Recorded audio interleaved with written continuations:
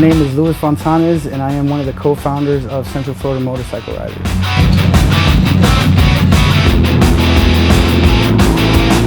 I think at CFMR, it was really a group that started because we wanted to do something different from the community.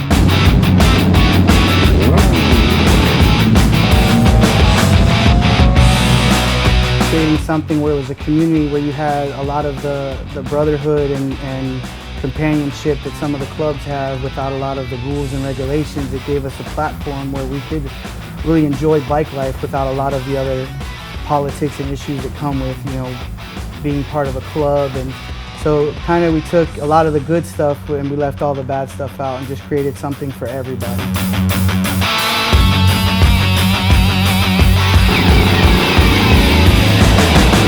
Here we are 14,000 members later, 10 years deep in the game, and we grow every day, and it just continues to grow and grow and grow. My name is Reese Kearns, and I'm just, I guess, one of many members of CFMR. I, about 4 years ago, kind of found the community. I had been out of riding for a while. I had just got another motorcycle and wanted to meet new friends that rode as well, and I found CFMR on Facebook. And I was in there for, I don't know, 2 months or so, seeing people post rides and stuff, and one day I just showed up to one and I've been going ever since.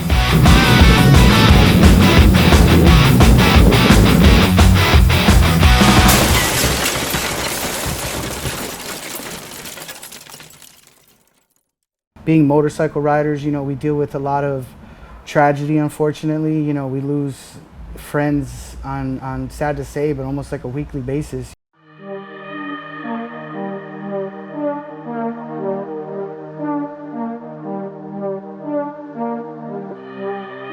Florida being one of the biggest riding states, because we have that 365 riding weather, our numbers are always going to be high, right?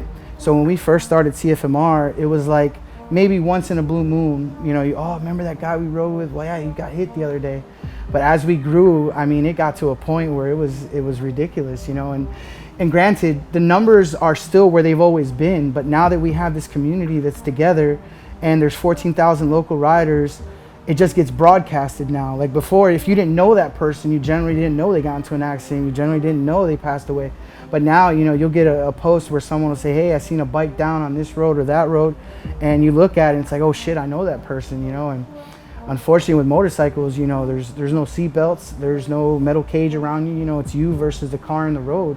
And as far as trying to curve that, it's something where, trying to educate the younger riders on respecting those motorcycles. You get these young kids that they get this 1,000cc motorcycle that weighs 400 pounds. It's got 200 horsepower. So at the crack of a throttle, you're going from 60, 70 miles an hour to 150, 160 plus.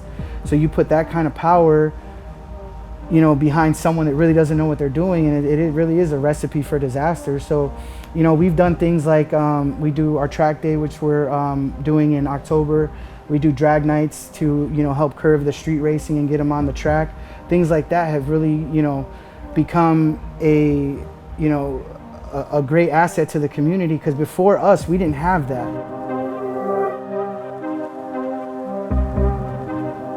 It's something where when you see tragedies happen and you feel like you can do something to help curve that, to me, it's your responsibility to do it. Even if those events went and they flopped, at least we tried. But thankfully, they've been going on for 5-6 years now. They've all been successful. And I look at it like for every race that goes down on that track, that's one race that didn't happen on the street.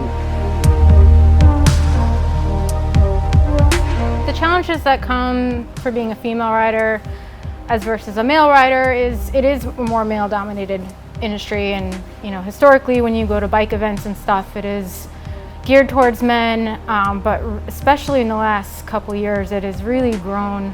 There are more and more women that I find and meet. The benefits of having a females branch of CFMR is it's nice to bring only the women together for a variety of reasons. It's nice to have that camaraderie. Like I said, it's more of a male-dominated industry, so as a female coming into that, it can be really intimidating. Show up to events and have you be the only woman there, especially if you're a new rider. So Louis has made a lot of effort to make sure that the women feel welcome too.